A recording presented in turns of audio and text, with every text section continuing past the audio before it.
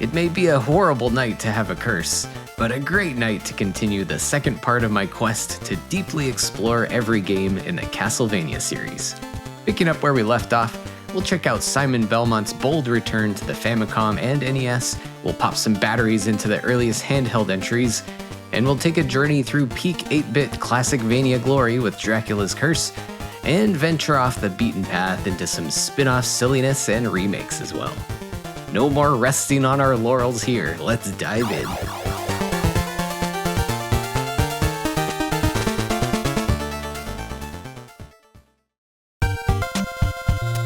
After the success of the first entry of the series in 1986, production of a sequel to Akumajo Dracula would quickly commence, with director Hitoshi Akamatsu returning at the helm and taking the gameplay in some fresh and ambitious new directions. Just 11 months later, in August of 1987, the game would see a release for the Famicom disk system under the title Dracula 2 No Roi no Fuin.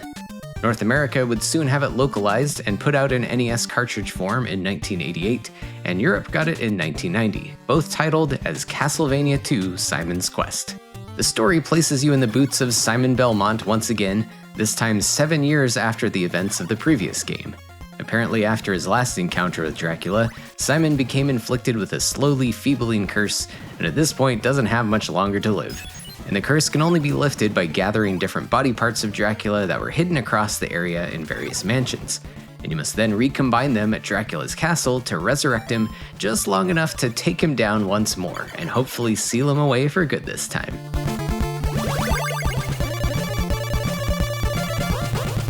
Simon's Quest may look fairly similar to the original at first glance, but right from the beginning, as you're dropped into the fully explorable town of Jova, complete with townspeople to talk to and rooms to enter, it's quickly apparent that the scope of your vampire hunting adventure has been greatly expanded beyond simply whipping and jumping your way through what lies ahead.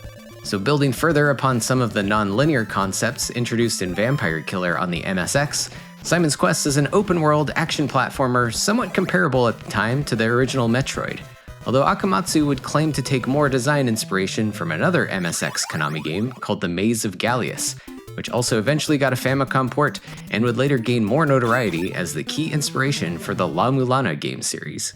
Now, while the term Metroidvania didn't exist yet, Simon's Quest would certainly serve as an early template, with a fully interconnected world to explore, sometimes with certain areas gated off by requiring possession of certain items, or solving cryptic puzzles to continue exploring, and also backed up with some basic RPG elements, including gaining experience points and collecting currency needed to purchase new equipment, and of course the now infamous day and night cycles. While this world doesn't feel quite as huge as something like Zelda 2, another bold sequel around that time that also made drastic changes to its original formula, Simon's Quest certainly makes an ambitious attempt to immerse you deeper into the setting and story, and you can't help but feel more invested in Simon's mission to save his own life and rid Transylvania of this evil menace. Getting more into the game mechanics here, the controls and game feel are nearly identical to the original, with similar walking speed, stiff jumps without any mid-air control, and attacking with your trusty whip will feel very familiar. You can get sub-weapons as well, but this time around they will need to be purchased or found in the world, and they claim a permanent spot in your inventory menu, where you can switch between them anytime. Various whip upgrades can also be bought, so you'll want to gather up as many hearts as you can, as they are not only the primary currency in this land to buy things, they're also needed for gaining experience points, and for using some of the sub-weapons you'll find. Leveling up is fairly important to survival, as it increases your health and also decreases damage you take from enemies, who will get stronger and stronger the deeper you explore into the game. The world itself is spread out across various small town areas, wilderness zones overrun by monsters, and the 5 mansions that house the different body parts of Dracula you need to find.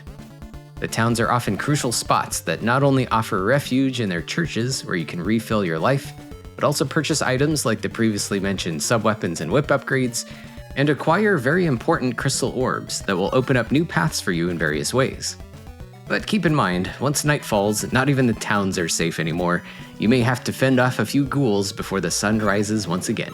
And let's not forget the need to gather information from townspeople. The English localization of this game is often criticized, not just for some of its obvious errors, but it's also loaded with confusing and cryptic clues about graveyard ducks and hitting your head on stuff. It's worth mentioning, the original Japanese version was probably similarly bewildering to players, as you couldn't always trust the townspeople to be telling the truth. I personally think it's a cool way to keep the game from holding your hand too much, but it's admittedly going to cause some frustrations for a lot of people that don't want to rely on a walkthrough. And this may be a good time to bring up a very well-made ROM hack of Simon's Quest, which was created by Biscuit, which not only retranslates the game in efforts to be more faithful to the original Japanese version, but also features an in-game map modeled after what was included in the manual of the Famicom Disk System version, and a map that was also eventually published in that one now notorious issue of Nintendo Power. While I still think the original localization is certainly worth experiencing, the Biscuit version is really well done, and is probably a more approachable way to enjoy the game if you're not in the mood for getting easily lost and confused.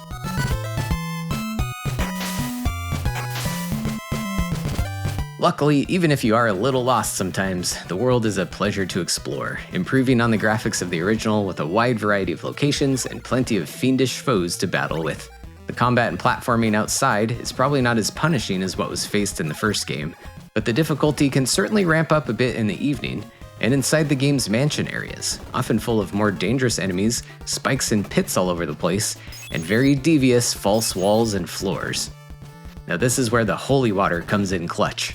While it was a stun-locking powerhouse in Castlevania 1, here it's no longer an overpowered weapon, but instead an essential tool to inch your way forward and test for any invisible gaps ahead of you, or also to break away walls for opening up new areas or uncovering more clues scattered throughout the game. It can be a little annoying to constantly be mistrusting what lies ahead of you, but it certainly instills a little bit of dread into the exploration.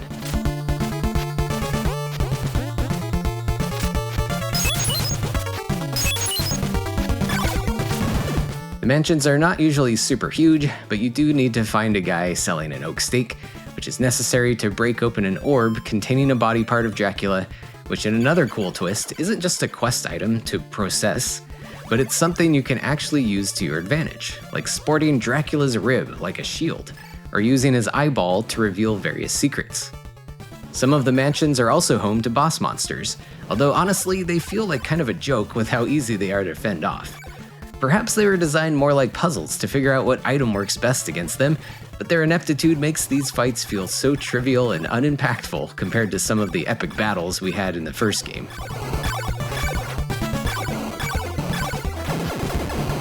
But finally, you'll eventually collect all the needed body parts and make your way to Dracula's deserted castle, devoid of any enemies at all, which does provide some interesting dramatic tension and atmosphere, but ultimately devoid of challenge.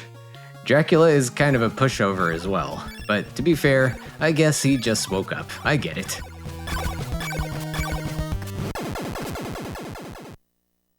Simon's Quest does at least feature 3 different endings, which are dependent on how many in-game days have passed during your adventure. It's debatable which ending is good, however, with some speculation as to the ending text for each outcome getting mixed up in the English localization.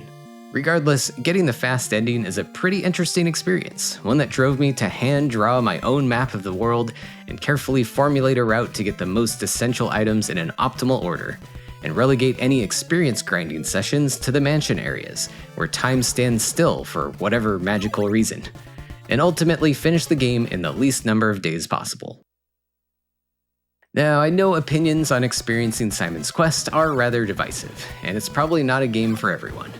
It currently suffers as a pretty strong example of the AVGN effect, where an immensely popular video presenting highly exaggerated complaints as a comedy bit would gradually become accepted as truth. But deeper analysis and open-mindedness about this game should reveal how innovative and fascinating this was, and it truly remains an important and highly influential part of the history of the franchise, helping to lay the groundwork for later titles like Symphony of the Night, and indirectly an entire genre of gaming. I think more recently people are starting to come around on this one and see it for what it is, and if anything, I hope more people give it a try if they haven't already, without dismissing it as being too impossible to play without a walkthrough. Now, I won't judge if you need to look up a hint or two if you get stuck.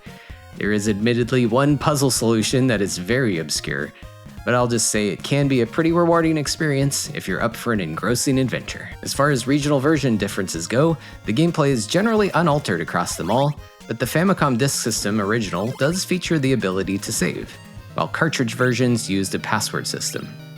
Also, due to the format, the disc version has loading time and slightly different sounding music and sound due to audio channel differences in the console hardware.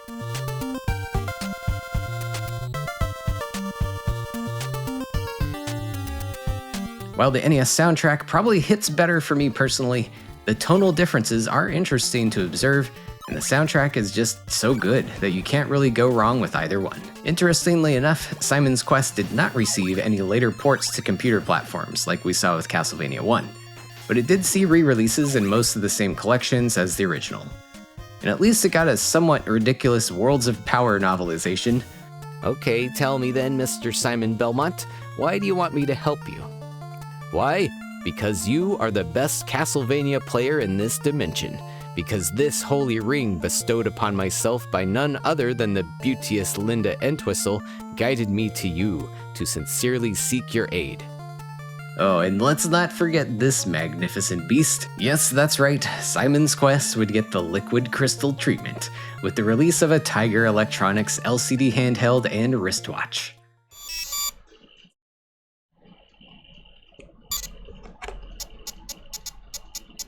Now, there are some conflicting finds in my research regarding release dates on these, but I'm 99% confident they both predate the release of the first Castlevania Game Boy game.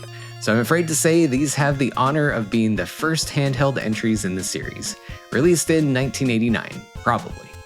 And sadly, I could not track down the rather rare LCD watch to play it myself, but I did play through the standard handheld version, and yes, it has an actual ending. And oh man, did I pop off after finally beating it. Yeah!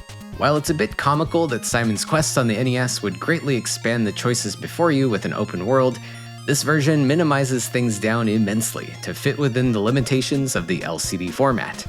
But honestly, this thing punches way above its weight for what it is. Now, the included manual does try to inject a story, but it's seemingly just describing the NES version, all the way down to the mansions, collecting body parts, and buying items from townspeople. None of that stuff is in this game. But basically, you have 4 stages ahead of you: the forest, the graveyard, the castle, and the Castlevania, and you must survive through each and defeat all the monsters in your path until a final showdown with the Great Dracula's Curse. You have 7 buttons at your disposal here and a surprisingly complex control scheme to maneuver your marionette-like Simon. With the D-pad on the left side, you can move forwards by moving only your shins, and you can whip low or whip high, and turn your head around backwards to the left if you need to attack something behind you. The buttons on the right include jumping straight up and jumping forward, which is necessary for attacking bats in midair, jumping over fireballs, or the occasional invincible zombie hands popping out of the ground. Or in later stages, there's actual platforming you'll have to deal with. And one more big and important button is for throwing a sword, a powerful but limited use subweapon that kills enemies in one hit, and you start out with 4 of them. The enemies include the previously mentioned bats, along with ghosts, bone-throwing skeletons, and fireball-spewing fish dudes. And as the game progresses, there are more powerful versions of these enemies as well, like vampire bats, skeletons with shields, or damaged sponge monster fish dragons. One cool little detail is a day and night cycle in the first 2 stages, which does have an effect on how much health the enemies have. Speaking of health, you have a health bar of your own, and thanks to the curse, it's slowly but constantly draining. And with an onslaught of enemies to face in each stage, you'll need to not only master the precise timing needed to avoid getting hit by bones, bats, and projectiles, but you'll really need to hit the occasional magical orb power-up, which seemingly appears somewhat randomly, but it will refill your life and stock of swords if you can whip it in time. It doesn't stay on the screen for long, and it's also pretty easy to accidentally walk past it. And unfortunately, missing one of these in the later stages will basically seal your doom, as you only have 1 life and no continues. And make sure to save at least 1 sword if you get to Dracula, as you'll need it to deliver the final killing blow. While the game is obviously pretty short, I found it to be surprisingly challenging, and it actually took me about 10 hours to finally finish 1 successful run. The control layout is rather awkward at first, but like anything, you'll get the hang of it with enough time put in. But man, stages 3 and 4 are brutal gauntlets loaded with tons of enemies that have quite a lot of health, not to mention the danger of falling into pits, especially with moving platforms in the final level. Sometimes you'll even be forced to miss one of those random orbs if you get an unlucky zombie hand or platform placement. And the Drac fight is pretty insane, and I'll admit I haven't yelled like this after beating a game in quite some time.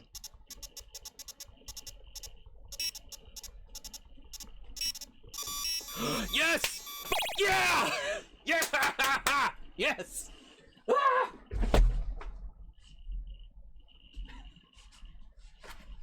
Okay, sorry for yelling. I was very surprised at how satisfying this victory felt, and I guess it's a testament to just having fun with whatever you have. Obviously, these little LCD handheld games get a lot of flack for how primitive they are, but I find it's pretty unfair to stack them against video games on a console, and there can arguably be a bit of beauty to be found in their minimalistic approach. And as I said earlier, I couldn't procure the watch version of this, but from what I can gather, it has quite similar gameplay, but even more compacted and limited to 5 buttons. And this wouldn't be the last Castlevania title to get the Tiger treatment either, but we'll save that for another night.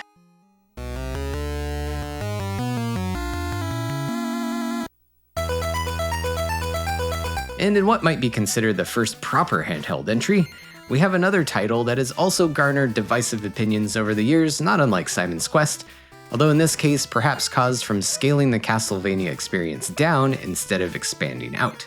Dracula Densetsu would be released for the Nintendo Game Boy in Japan in October of 1989, and later in North America in December of 1989 as Castlevania the Adventure, and with PAL regions eventually getting it in 1990.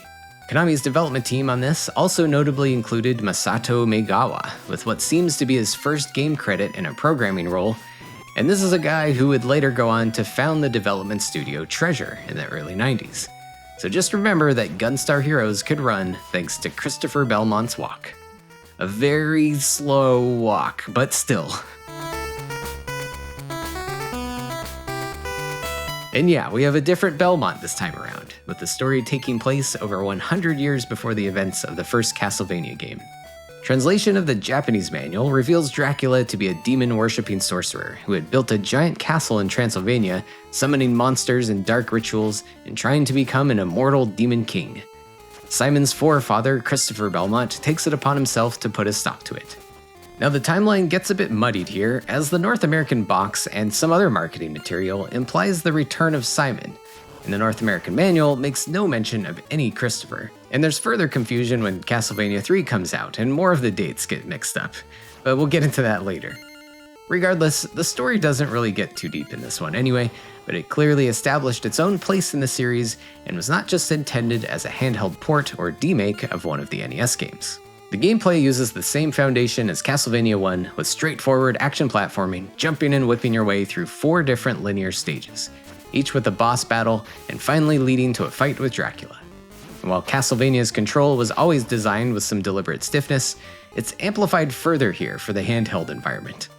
It's possible that the Game Boy screen's horrible motion blur issues were taken into account here, but the walking speed is super sluggish, and matters are made worse with quite a narrow and heavy-feeling jumping arc, which can be a bit of an issue when the levels are looking like this.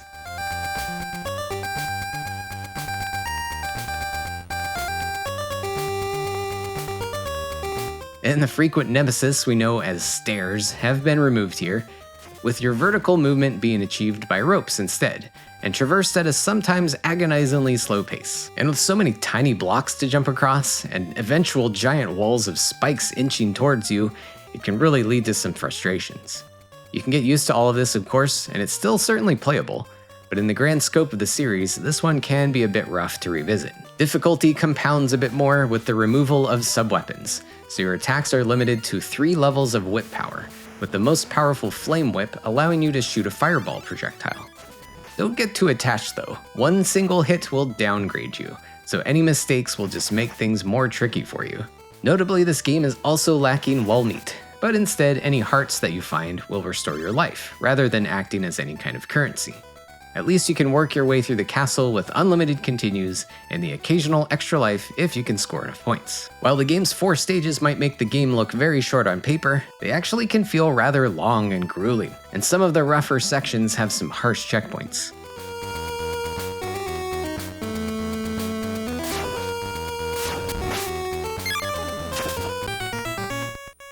But at least the boss fights are generally pretty reasonable and somewhat unique, although the Drac fight may give you some grief at the end until you can decode his patterns and find the best safe spots on the screen to deal with him.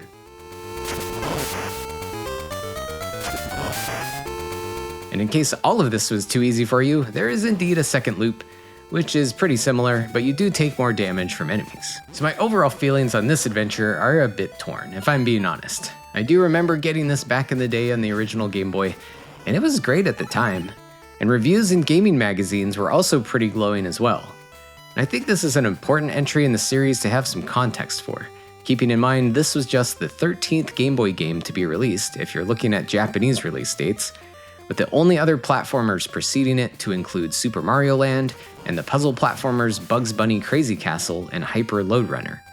So in that moment, this was quite the achievement to shrink down the Castlevania experience like this, especially considering the aesthetics, which had some very solid graphics for the time and a truly great and memorable soundtrack as well. In a more critical hindsight, the glacial pace of the movement doesn't always gel very well with the precision platforming.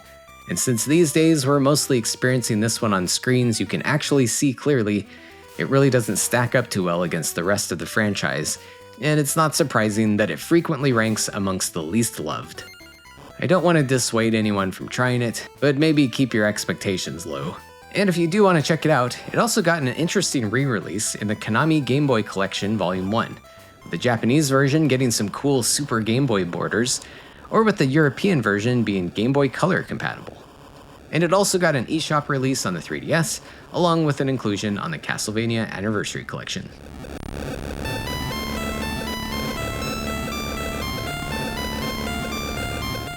Oddly enough, 20 years later in 2009, Castlevania The Adventure would get a completely overhauled remake. M2, a development team well regarded for their lovingly crafted reissues, ports, and emulation-based releases, would also be the team behind Konami's Rebirth line of digital-only games released on the Nintendo WiiWare service, with this entry being the third and final Rebirth game after their fresh takes on Gradius and Contra.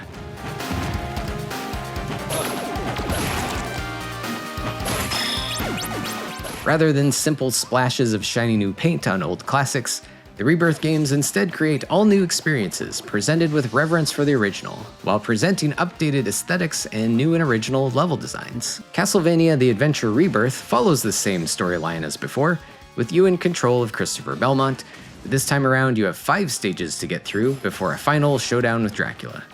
Right away, you'll probably notice some of the more questionable design choices of the Game Boy game have been removed, most notably a return of the classic sub-weapons and collecting of hearts to use them. And we're back to good old stairs as well, no rope climbing, although they do make a cameo.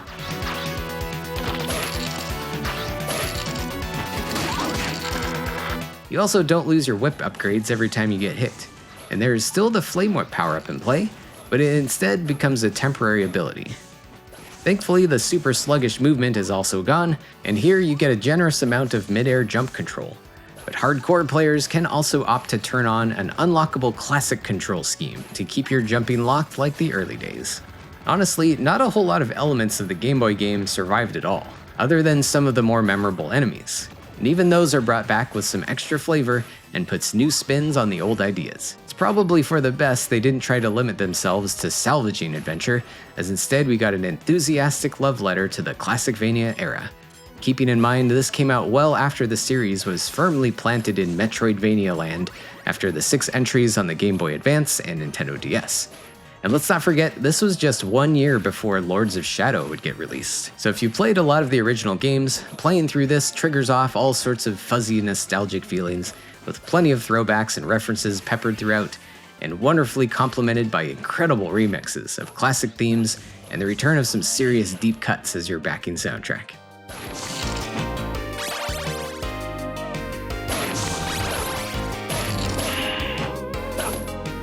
Another great inclusion here is the range of difficulty options to pick from, with easy, normal, and a very spicy hard mode available, along with the previously mentioned classic control scheme option, which will change your gameplay approach quite drastically in many of the more difficult sections and boss battles. There are also a handful of branching paths and little secret item stashes to uncover, so the great gameplay isn't the only reason to keep coming back to this one. Overall, I was really pleasantly surprised with this game, as I missed it when it first came out, and finally got around to playing it during this Castlevania challenge I'm in the middle of. And I'd highly recommend checking it out if you have the means to do so. Unfortunately, at this point in time, you couldn't buy this if you wanted to, as it was only released via the now defunct Wii Shop, and all of Konami's Rebirth games have yet to see any kind of re-release on other platforms. Many years later, M2 would return with Haunted Castle Revisited in 2024, another complete reimagining of a maligned older entry in the franchise, and with similar pleasing results. This was something I already covered in part 1 of this retrospective series, so give that a watch later in case you missed it.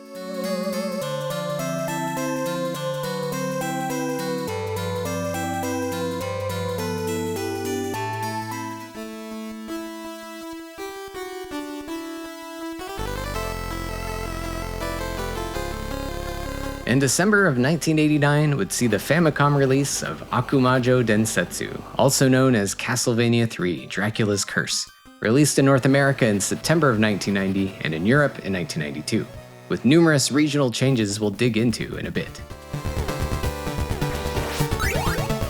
And story-wise, it's another prequel to the original, this time taking place in 1476, and Dracula is determined to destroy all of mankind.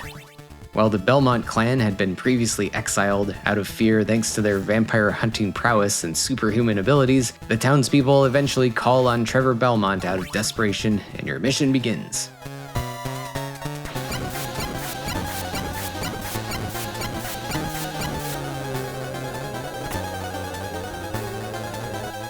Gameplay structure returns to more of a Castlevania 1 approach here, ditching the open world and RPG elements of Simon's Quest, and instead featuring straightforward linear stages, although it does feature branching paths you can pick from in between them to experience a different journey each time you make your way to Dracula's castle. With 16 possible stages in total, and with a few different routes amounting to 9 or 10 stages in a single playthrough. And the original controls, game feel, sub-weapons, and double or triple shot upgrades also make a return virtually unchanged from Castlevania 1, and at least that's the case for Trevor anyway. And that brings us to another new element here, with additional playable characters. Depending on your route, you can encounter 3 different companions that can join you, each with some slightly different capabilities and attacks. Keep in mind, you can switch whenever you like, but you can only have one with you at a time, and you do share the same health bar. A trip to the Clock Tower stage will connect you with Grant Dynasty, a rebellious pirate-like dude armed with a dagger, who finally has what was unthinkable in a Castlevania game, a jump with mid-air controls. And on top of that, he can even climb walls and ceilings, or sneak through some tight spaces. His attack varies depending on the version you're playing, with Japan seeing him be able to throw unlimited daggers at no heart cost, but North America equipped him with a tiny short-range stabby stab, with his throwing daggers being a typical sub-weapon pickup. But at least he can use an axe in either version. A trip to the graveyard will have you meet up with Sypha Belnades, who is turned to stone by a Cyclops. Her specialty is magic, with a unique set of elemental sub-weapon spells available only to her, including homing, freezing, and flaming attacks. Otherwise, she just has a big stick to hit stuff with, but at least it's a little bigger than Grant's tiny shiv. And if you head through arguably the harder route in the game, you'll be able to join up with the son of Dracula himself, Alucard, who opposes his father's rampage against humanity. His default attack is a weak but long-range magical projectile, which can also be upgraded into a double or triple spread shot. And he can't use any sub-weapons, but instead has the ability to transform into a bat, giving you freedom of flight as long as you don't take damage and have enough hearts to sustain your trip. The different routes and character playstyles really add a lot of variety and interesting twists on the classic foundation they took from Castlevania 1.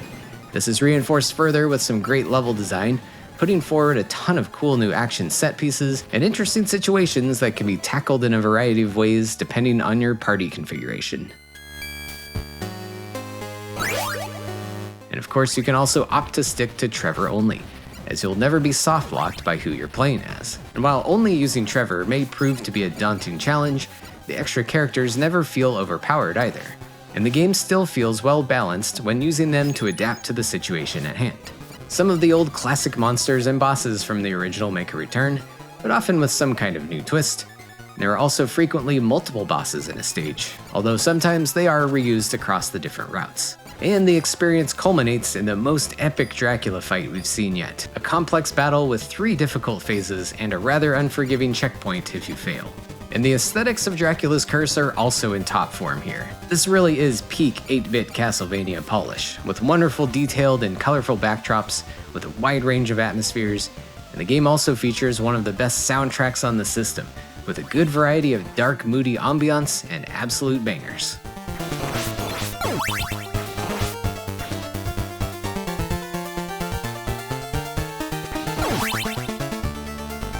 Akumajo Densetsu Famicom cartridge even utilized a special custom chip for its sound, the VRC6, adding more channels to create a rich and full, almost orchestral texture to the music. Unfortunately, the North American NES could not support the custom chip, but the adapted score still sounds fantastic, and you really can't go wrong with either one.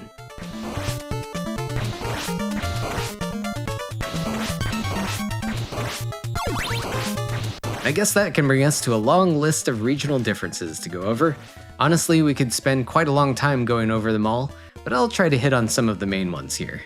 The most notable and gameplay affecting change is a big swing in difficulty, with the Japanese version being the easiest, North America ramping up the challenge considerably, and the European version somewhere in the middle. Some difference in difficulty is caused by altered damage values, with Akumajo Densetsu having specific damage values per monster, while North American Castlevania 3 escalates the damage you take further as you get farther in the game, regardless of the enemy type, with a few exceptions. And in general, a lot of stages have been tweaked to have more enemies, almost feeling more like a second loop caliber of NES Hard.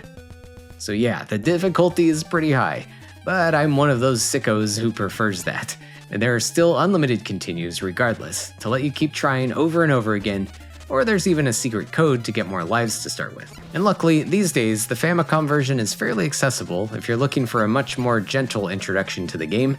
Mind you, it still definitely has some bite to it. There are also numerous graphical changes between regions, with some unsurprising censorship of naked statues in the Medusa mini-boss, but also in a handful of sprite changes to several of the enemies, and some subtle tweaks to the background art. Oddly enough, the game still has many crosses present, despite religious references often being removed from American Nintendo games at the time. Now again, I could go on for a while here with a surprising number of other small details that were modified, but instead I'll just suggest a visit to the wonderful Cutting Room Floor website, which features an exhaustive list if you're curious, and I'll drop a link in the description. To wrap things up here, this game is so freaking good. It's been one of my favorite Castlevania games for years, ever since I got it for Christmas when I was a kid, and it felt great as an adult to tackle it again and pull off a Trevor-only run without using any continues for this challenge, on the US version even. Next up, damageless pacifist blindfolded speedruns. But seriously, I can't recommend this one highly enough. Again, maybe you might want to ease into the Famicom version and build yourself up to the brutal North American one. But it's really one of those games that encapsulates the classic feel while having so much variety and a great depth of content available during repeat playthroughs. As expected, it's also seen a few re-releases over the years with its NES counterparts, like on that 2002 PC compilation we've mentioned before, virtual console releases, and the Castlevania Anniversary Collection.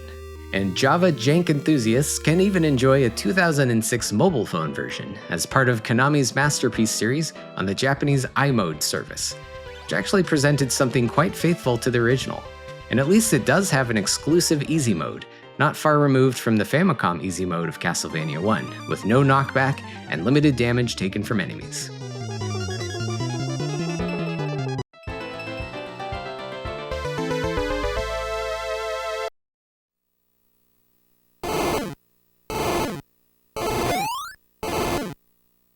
And while Dracula's Curse concludes the main series entries on the Famicom and NES, there was one very silly spin-off released exclusively in Japan in 1990, Akumajo's special Boku Dracula-kun, also known as Kid Dracula.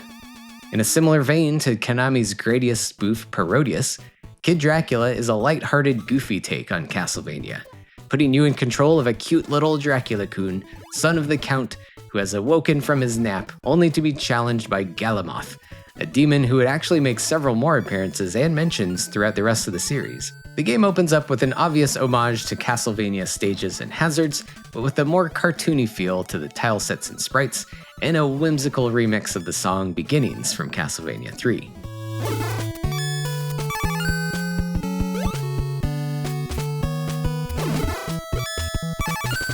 Not to mention taking place in broad daylight, so everything generally feels very cheerful and upbeat in comparison. The gameplay does take a bit of a departure, however.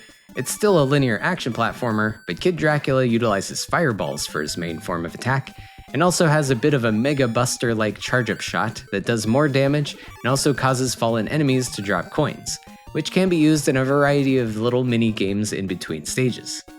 These are often games of chance, like lottery games or guessing the color of panties, but it can be a good way to earn some extra lives if you need them. As you progress through levels, Kid Dracula also gradually remembers his magical powers, upgrading his fireballs to homing shots, bombs, or freezing ice, along with a bat transformation, or even the ability to reverse gravity. It's a cool alternative to the sub-weapon system that gives you a lot of interesting options to handle different situations throughout the game's 9 stages and boss fights. Now, while some of the environments are clearly riffing on Castlevania, they're mostly pretty random locales, like jumping through clouds to a roller coaster like Bullet Train, an ancient Egyptian pyramid, an underwater stage, or even a deadly ride through a subway tunnel. One stage is also just a pop quiz battle with the Statue of Liberty. Your adventure here really has no limits. There are lots of wacky boss fights too, like battling a giant chicken, octopus, or this unfortunate looking ghost.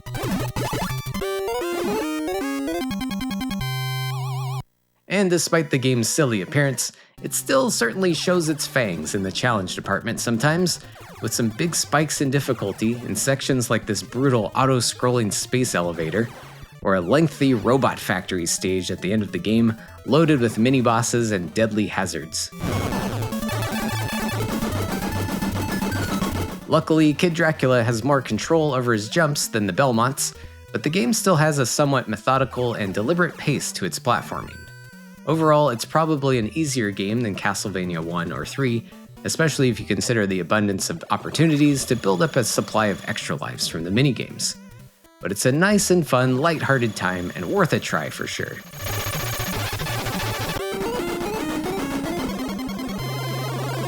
It also received a mobile phone port in 2006 for that Konami Masterpiece series with the same art and gameplay, and finally it received a worldwide release with its inclusion in the Castlevania Anniversary Collection, which was notably its first official release in the West. Oddly enough though, that re-release wouldn't be the character's first appearance in the West, which did get a worldwide release of Kid Dracula for Game Boy in 1993, a sequel to the original Akumajo Special.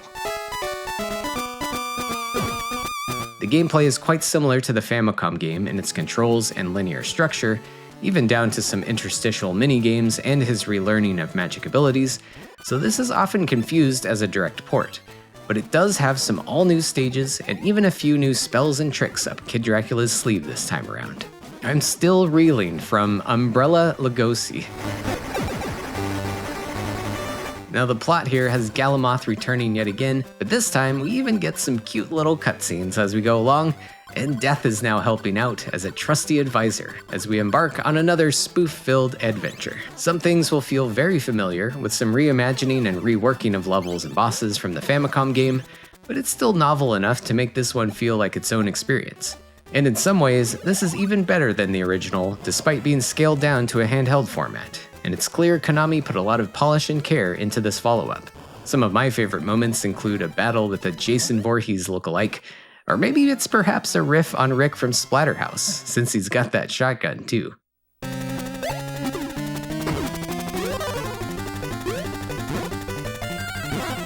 The new minigames are also improved a bit, some of them feeling a bit more skill-based and interactive this time. Overall, the challenge feels appropriate as well. Nothing too crazy, but certainly some tricky moments that will burn a few of your lives to figure them out. Sadly, this game wasn't included on any compilations and was never re-released other than a Game Boy Cart reissue in Japan in 2000. And it's oddly been left out of the Anniversary Collection. But if you have the means to check this out and enjoyed the Famicom original, this one is a ton of fun as well, and it's definitely worth a spin. And before getting into some more Castlevania Game Boy goodness, I do want to quickly mention the Konami YY World games on the Famicom. Two crossover titles featuring a slew of characters and levels themed after various Konami hits, and also featuring Simon Belmont as a playable character in both games, along with some Castlevania-themed levels and content. And there are plenty more crossover experiences and cameos in future YY World games, and lots of other Konami titles as well, but I'll save that discussion for another time.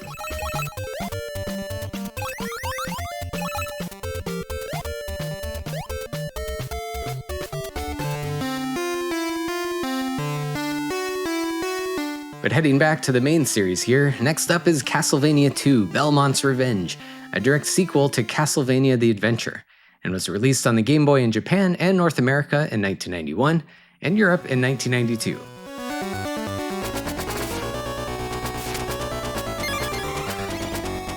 Once again, you are in control of Christopher Belmont, although 15 years have passed since Adventure, and his son Soleil has been abducted by Dracula and turned into a demon, right before he was coming of age to be a vampire hunter himself. Now with control of Soleil, Dracula regains his strength and creates 4 new castles and a new lair of his own, and it's up to Christopher to put a stop to this and rescue his son. Belmont's Revenge makes numerous improvements and fixes a lot of the issues prevalent in the first Castlevania title on Game Boy. It's still a mostly linear and straightforward action platformer, but right away you are presented with being able to take on the first 4 castles in any order you like, which not only gives the player some autonomy, but balances out the difficulty a bit early on, since there's no advantage to doing the stages in any particular order. Your movement speed is also a little bit faster than the molasses-like pace of Adventure, and it feels a little more in line with the NES game feel, while still making some accommodations for the blurry Game Boy screen. And you can also slide down ropes much faster, making the traversal of some screens far less tedious. And while there are still plenty of tricky platforming sections, the atrocious gauntlets of tiny little blocks to jump over are gone, and generally there is a bit more focus on the combat instead.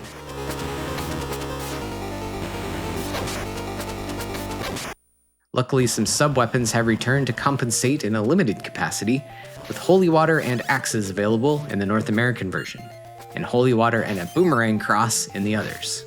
The 3 whip upgrades are still there as well, and thankfully you won't lose them when getting hit by most things, with the exception of the bouncy ball projectiles. In general, everything just feels more balanced and fair, and we get a more polished and pleasant experience to play through, reinforced by improved graphics and somehow an even better soundtrack.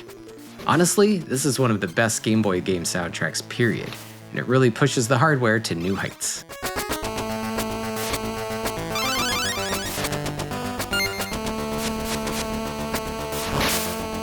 Each of the first 4 stages has its own unique theming and atmosphere, with more richly detailed environments and more variety in enemies, and some engaging and interesting boss fights for each.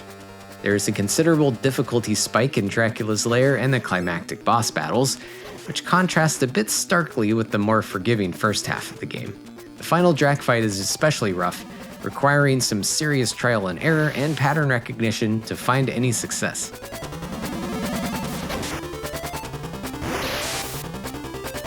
Despite that, this is still a game that a Classicvania enthusiast could probably beat in an afternoon or 2, and there's even passwords available if you want to break up a playthrough into a few chunks. I'd say it's certainly worth checking out, as it's not only the strongest Castlevania game on the Game Boy, but probably one of the best action games for the handheld overall. Beyond its original release, Belmont's Revenge also got Konami Game Boy Collection inclusions similar to the first game, and it's also included in the Castlevania Anniversary Collection.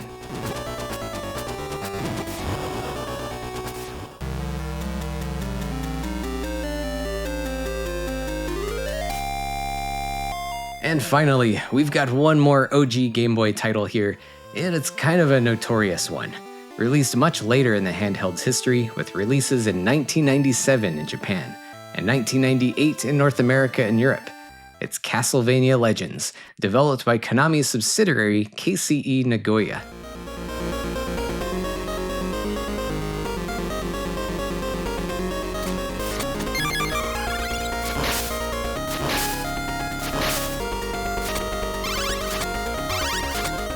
This one is an outlier in a variety of ways, not just in its release timeline, coming out after Symphony of the Night for some context, but also in making enough waves in the lore timeline that eventually led to it being later retconned out of the Castlevania canon entirely. The story of Legends takes place before all of the other Castlevania games that had been released up to that point, in the year 1450, and it focuses on the origins of Dracula and the Belmont family. You play as a young Sonia Belmont, blessed with magical powers and trained by her soon-to-be monster food grandfather, and she immediately sets out with her magical whip on a journey to rid Transylvania of Dracula and his minions. The game feel here isn't too far off from what we experienced in Belmont's Revenge, although the overall vibe seems a little unpolished, especially considering the year that this was made, but perhaps unsurprising with a lower budget development and a different team at the helm.